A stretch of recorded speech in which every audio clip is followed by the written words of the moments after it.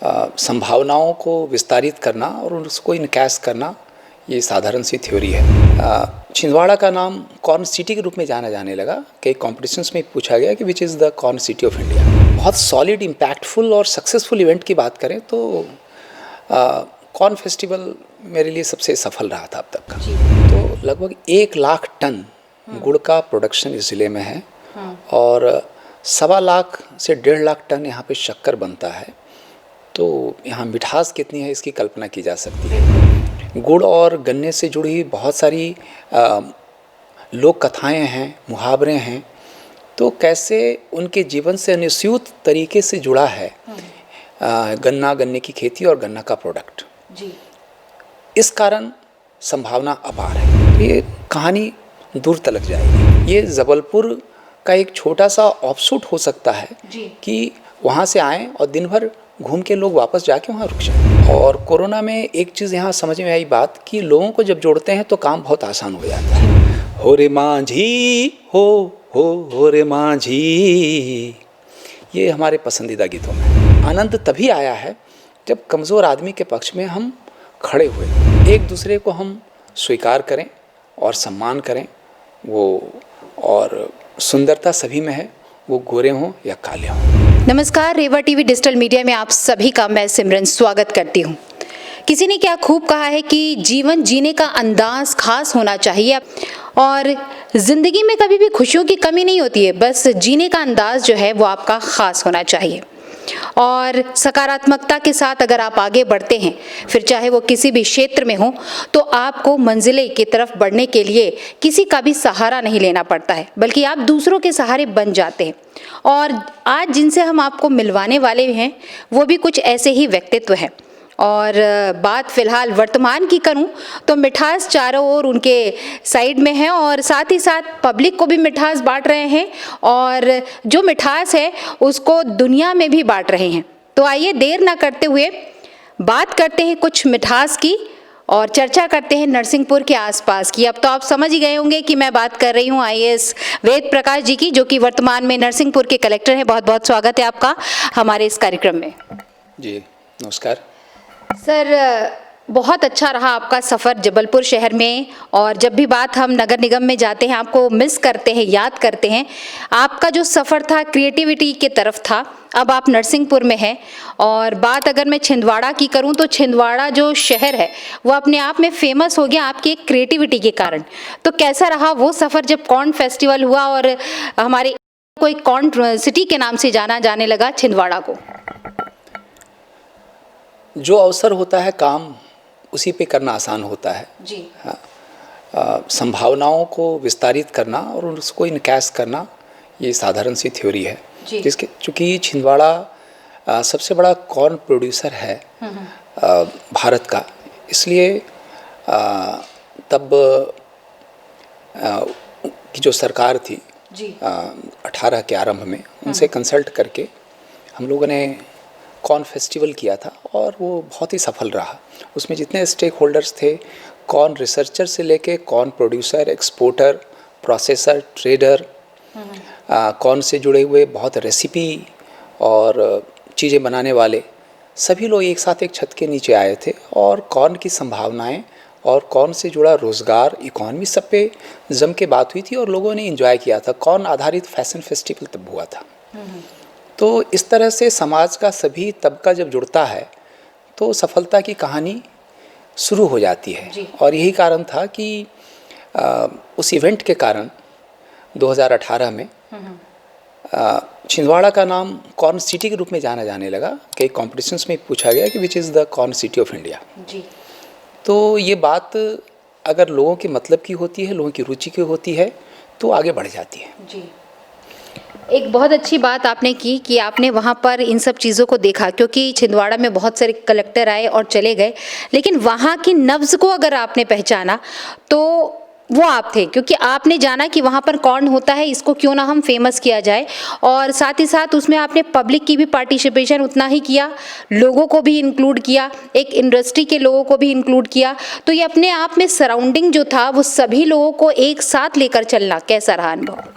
हाँ, बहुत बढ़िया अनुभव था। मैं जॉब में आने के बाद कोई छोटा बड़ा बहुत इवेंट करता रहा, तो एक 21 दिन का एक कल्चरल कार्निवल भी हम लोगों ने ग्वालियर में किया था जी। लेकिन अगर बहुत सॉलिड इम्पैक्टफुल और सक्सेसफुल इवेंट की बात करें तो कॉर्न फेस्टिवल मेरे लिए सबसे सफल रहा था अब तक का। जी।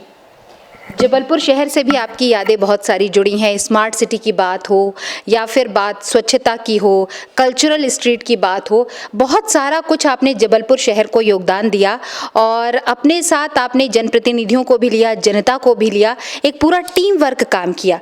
अब आप नरसिंहपुर में आ गए हैं। यहाँ आपने नरसिंहपुर की नब्ज को फिर से आपने टटोला और गुड़ को आज आप सब जगह ब्रांडिंग कर रहे हैं, प्रचारित कर रहे हैं और लोगों को आगे बढ़ा रहे हैं। आगे क्या आपका प्लान है?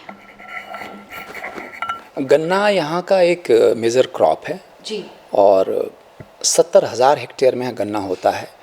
अकेले हम गुड़ की बात करें जी तो लगभग 1 लाख टन गुड़ का प्रोडक्शन इस ज़िले में है और 1.25 लाख से 1.5 लाख टन यहाँ पे शक्कर बनता है।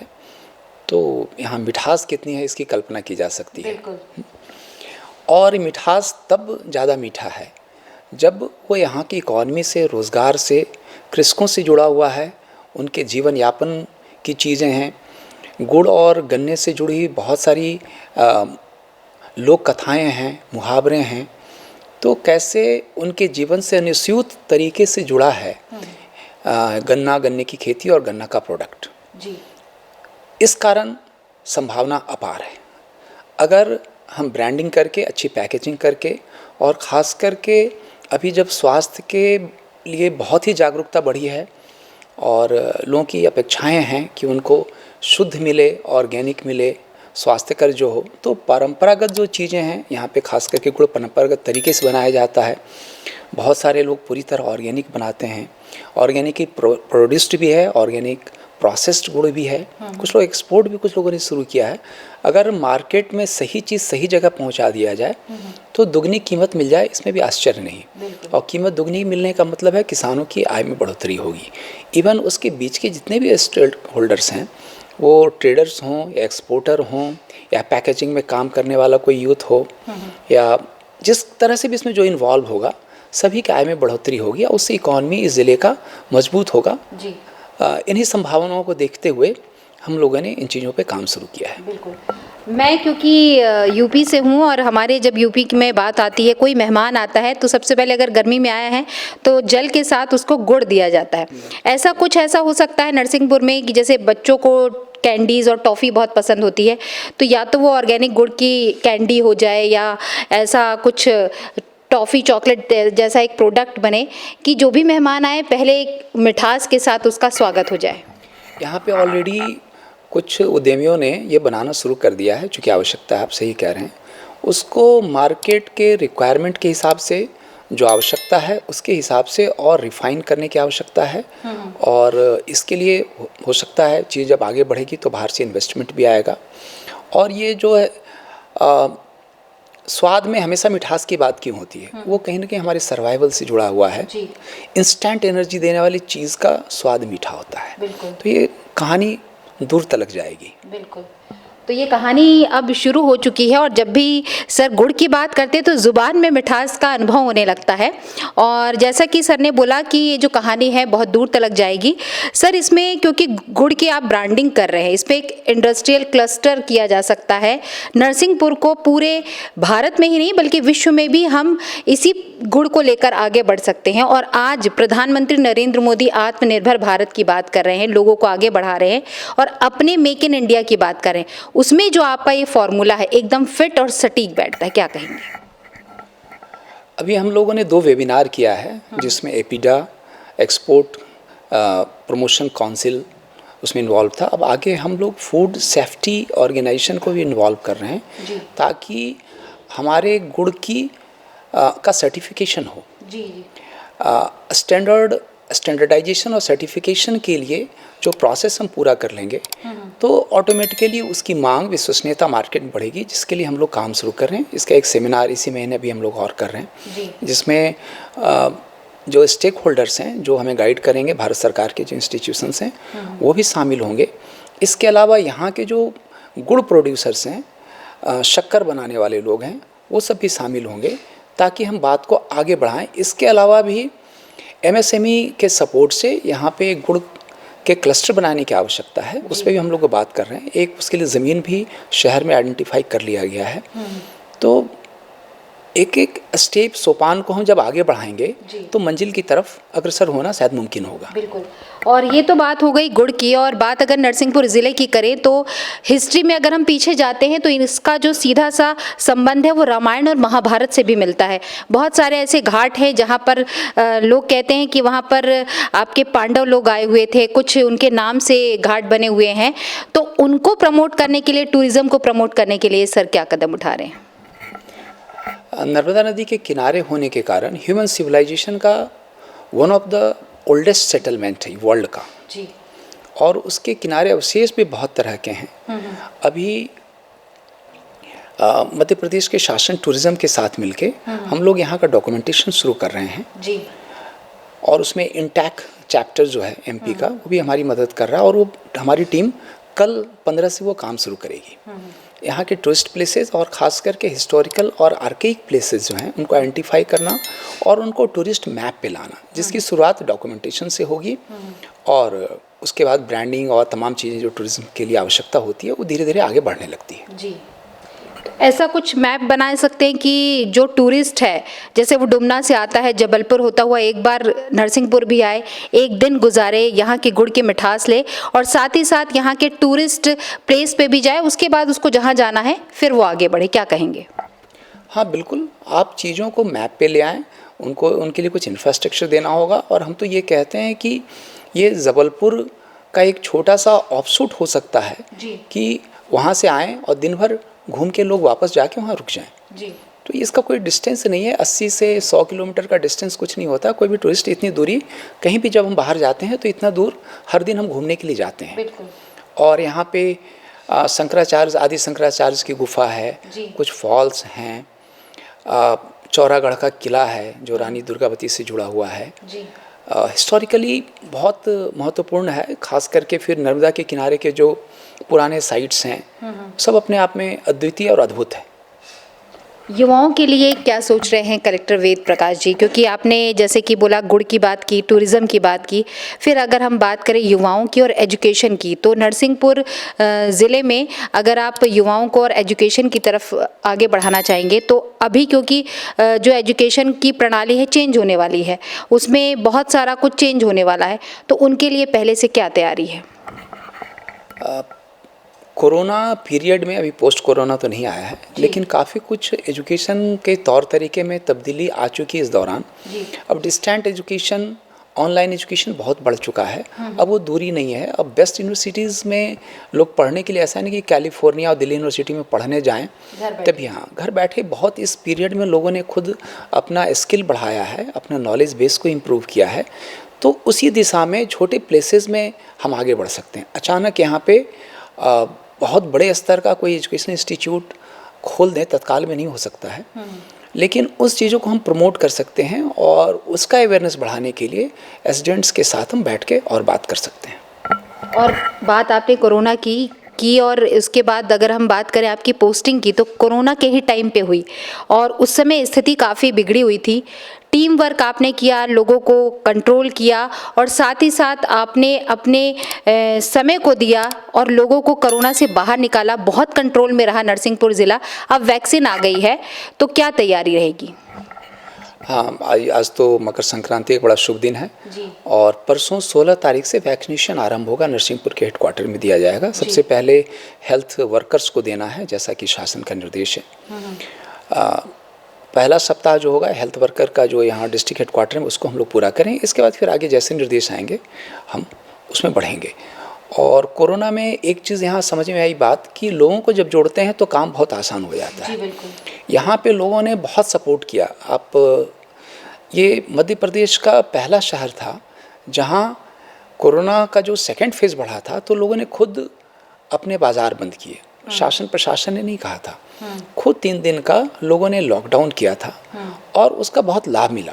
एक तरफ जो सरकारी अमले मुहिम पे, मिशन के तौर पे अपना काम कर रहे थे उस दौरान, तो उन्होंने बिल्कुल ऐसा कोऑपरेट किया, अद्वितीय था किसी को कहने की आवश्यकता नहीं, खुद हम बाहर नहीं आएंगे, हम दूरी बना कर रखेंगे, हम पूरी तरह सहयोग करेंगे, तो इसका बहुत फ़ायदा हम लोग को मिला था यहाँ पे। जी। पब्लिक पार्टिसिपेशन किसी भी चीज़ में होता है, तो चाहे वो योजना हो, चाहे वो आपका कोई रूल हो, उसको आगे बढ़ाने में और अमली जामा पहनाने में बहुत आसानी सी होती है। और बात अब हम करते हैं महिलाओं की और युवतियों की, क्योंकि आप बहुत क्रिएटिव हैं और साथ ही साथ आप हर युवा वर्ग के साथ वृद्धजनों को भी लेके चलते हैं, एक छोटे बच्चे के बारे में भी सोचते हैं। तो महिलाओं के लिए यहाँ क्या खास आप सोच रहे हैं? हाँ, वुमेन सेफ्टी सबसे महत्वपूर्ण मुद्दा है हमारी सरकार का भी और हम सबों का। कहीं से कोई खबर आए, ऐसा कोई भी व्यक्ति संपर्क करे, कहीं से सूचना दे कि अगर कहीं से सपोर्ट की आवश्यकता है किसी महिला को, लड़की, तो हम लोग तत्पर रहते हैं। हमारे यहाँ की पुलिस की टीम भी बहुत तत्पर है और इमिडिएटली लोग मूव करते हैं और उसका फ़ायदा भी मिला है। और शायद इसलिए संभव हो पाता है, हम लोग लगातार कम्युनिकेशन में रहते हैं। आम आदमी का फ़ोन उठाना, वो हमारे एसपी भी वैसे ही हैं, हम लोग भी वैसे करते हैं, तो इसका बहुत एडवांटेज है। कभी टाइम, रिस्पांस टाइम हमारा बचता है ना। हम अगर सीधे फ़ोन उठाए, तत्काल पता चला, तो कई बार 10-20 मिनट का टाइम भी बड़ा रिस्पांस के लिए महत्वपूर्ण रहता है। हम कितना जल्दी कहाँ अप्रोच कर पाते हैं, कम्युनिकेट करके टीम को भेज पाते हैं, तो इसका फ़ायदा है। और महिलाएं तो बराबर है, उसके लिए अलग से करने की बात क्यों होनी चाहिए। हाँ, ये होनी चाहिए कि किसी भी मुद्दे पे उनको कोई कमी ना हो, कहीं भी उनके लिए कमतर ना हो। जी। हाँ, कम ना हो, बाकी यहीं से बात पूरी हो जाती है। बिल्कुल। और ज़िंदगी की जो गाड़ी होती है वो नर और नारी दोनों से मिलकर बनी होती है और दोनों सहभागी होते हैं, 50-50 के पार्टनर होते हैं। और अब हम बात करना चाहेंगे आपकी थोड़ी पर्सनल लाइफ के बारे में, क्योंकि आपकी जो ड्यूटी है वो 24 आवर्स की होती है और ऐसे में परिवार को साथ में लेके चलना, और फिर जब कभी खाली वक्त या कभी छुट्टी का वक्त होता है, छुट्टी के वक्त भी अगर कोई इमरजेंसी आ जाती है तो आपको घर से यहाँ आना पड़ता है, तो खाली वक्त में क्या पसंद करते हैं करना आप? मैं अपने परिवार के साथ समय गुजारता हूँ जी। न, मेरा विश्वास पार्टीज़ में है और इन चीज़ों में शायद मुझे आनंद नहीं आता है।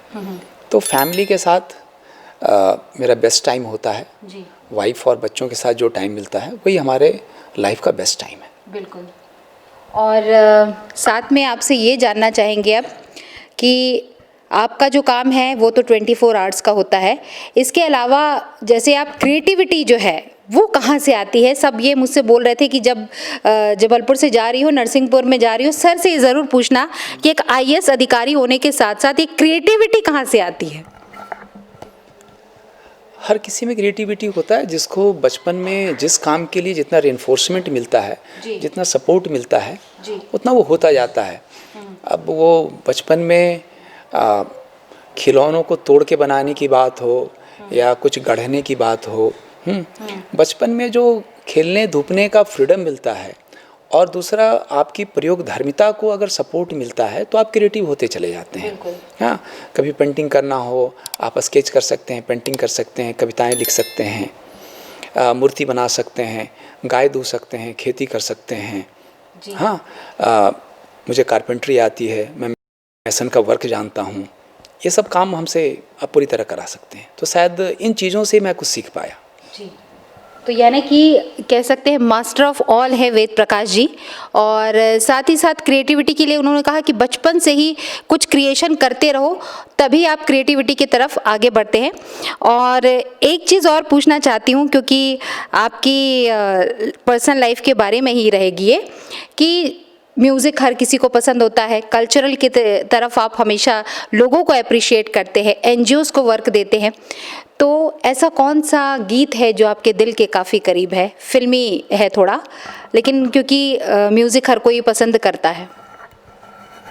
हाँ, मुझे बहुत सारे गाने पसंद हैं, वो किशोर कुमार के, SD बर्मन के, लाइक ओरे मांझी मैं इस पार तू उस पार, मेरे साजन हैं उस पार, हो रे मांझी हो रे मांझी, ये हमारे पसंदीदा गीतों में। तो आपको ओल्ड इज गोल्ड जो रहता है वो बहुत पसंद है, क्योंकि पहले भी म्यूज़िक जो है ओल्ड जितने अच्छे हैं वो आज के फास्ट म्यूज़िक से काफ़ी बेटर है, क्या कहेंगे आप? हाँ, जो मधुरता होती है म्यूज़िक और आवाज़ में क्या फ़र्क है, शोर और म्यूज़िक में क्या फ़र्क है। हमें जो आनंद दे वो म्यूज़िक है, तो सही अर्थों में देखें कि कौन सा धुन आनंद देता है। ये सब हमारे विकास और इवोल्यूशन का हिस्सा है। पानी के कलकल की आवाज़ किसे अच्छा नहीं लगता है। हवा, हल्की हवा बहने की आवाज़, चिड़ियों की चहचहाट, तो म्यूज़िक यहीं से शुरू होता है। तो पहला म्यूज़िक तो प्रकृति से आया है, और जो शुरू में हमारे लाखों साल के इवोल्यूशन में वो आवाज़ जो हमें मधुर लगते रहे, क्योंकि वो हमारे सर्वाइवल से भी जुड़ा हुआ है, उसी को आगे हमने म्यूज़िक कह दिया या उसको और रिफ़ाइन किया।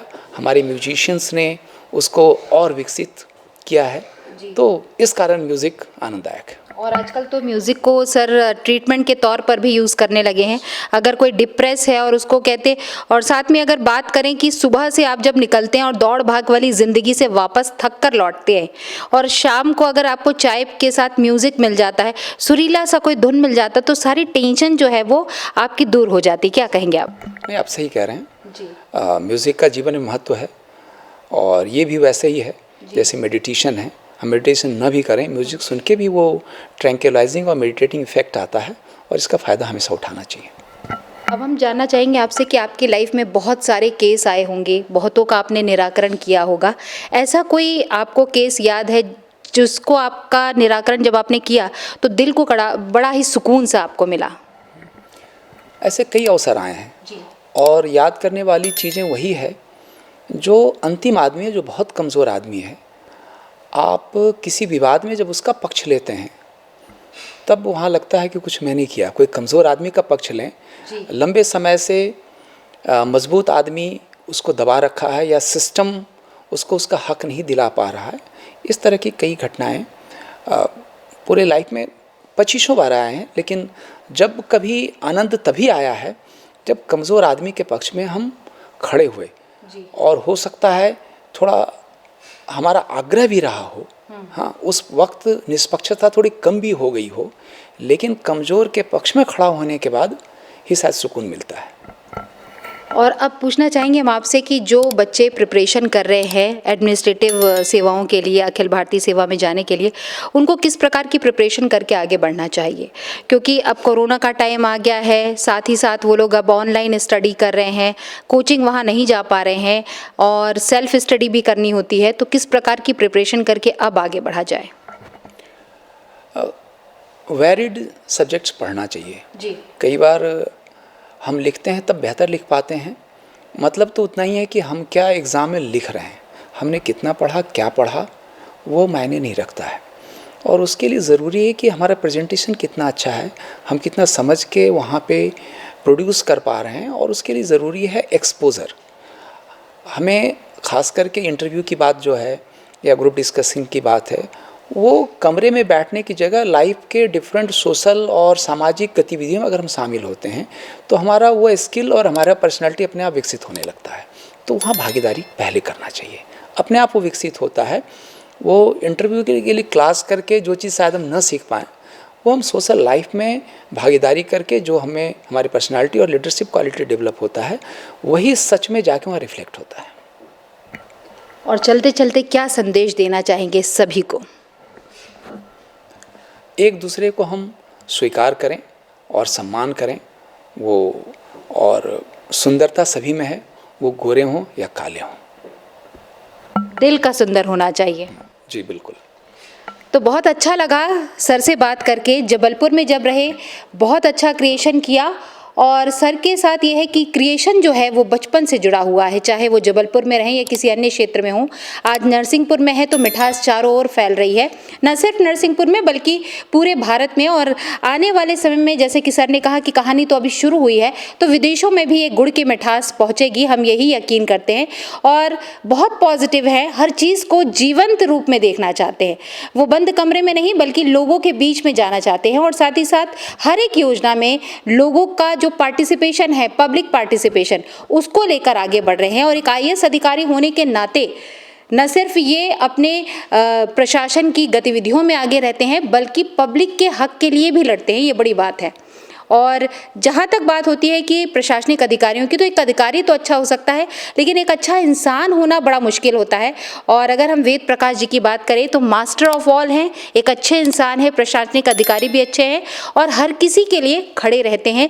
और जैसे कि उन्होंने कहा कि जीवन में बहुत सारे ऐसे पल आए कि मैंने बहुत सारी समस्याओं का निराकरण किया, लेकिन तब दिल को सुकून मिला जब किसी एक ऐसे व्यक्ति के लिए मैंने साथ दिया जो काफ़ी कमज़ोर था। ये बड़ी बात है। तो आपसे बातचीत करके हमें बहुत अच्छा लगा और हम चाहते हैं कि नरसिंहपुर की जो मिठास है पूरी दुनिया में फैले। और साथ ही रेवा टीवी डिजिटल मीडिया में आपने अपनी बातें शेयर की, उसके लिए बहुत बहुत धन्यवाद। आपका बहुत बहुत धन्यवाद और आप इस मिठास को ऐसे ही फैलाते रहें। Thank you. Thank you sir. Sir एक